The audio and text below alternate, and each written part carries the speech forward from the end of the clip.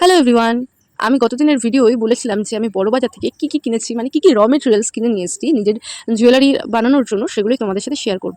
তো চলো আগেই প্যাকেট থেকে এক এক করে প্লাস্টিকগুলো বের করে নিই, তারপরে দেখাচ্ছি তোমাদের সাথে। দেখো এখানে কিন্তু 3টে প্লাস্টিক আছে, খুব বেশি মেটেরিয়ালস আমি আনিনি।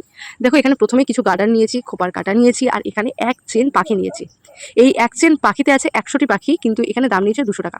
যেমন এই পুঁথির প্যাকেটগুলো, এগুলো ভালো উন্নত মানের পুঁথি, এগুলোর দাম কিন্তু এখানে 150 টাকা করে নিয়েছে। আর এখানে কিছু লেস ছিল, পম্পম লেস, তো আমি 4টে কালার এনেছিলাম। আর খোপার কাটাগুলো নিয়েছে 7 টাকা পিস। আর এখানে যে সুতোটা দেখলে ডলি সুতো, এটা কিন্তু 60 টাকা প্যাকেট নিয়েছিল। আর এখানে কিন্তু 300 600 টাকার করিয়ে এনেছি আমি।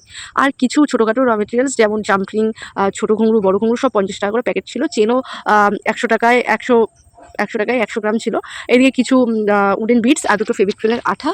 আর এইখান থেকে দেখো এখানে সবগুলো কিন্তু চুড়ির বেস বেরোবে। আর এখানে 22 সাইজ, 24 সাইজ, 26 সাইজ মোটা চুড়ি সব রয়েছে। তাও তোমাদের যদি মনে হয় কোনো কিছুর দাম তোমরা জানতে চাইছো বা জানার ইচ্ছা আছে, তোমরা কমেন্ট করতে পারো, আমি কমেন্টে রিপ্লাই দিয়ে দেবো। তো আজকের মতো এইখানেই থাক, টাটা।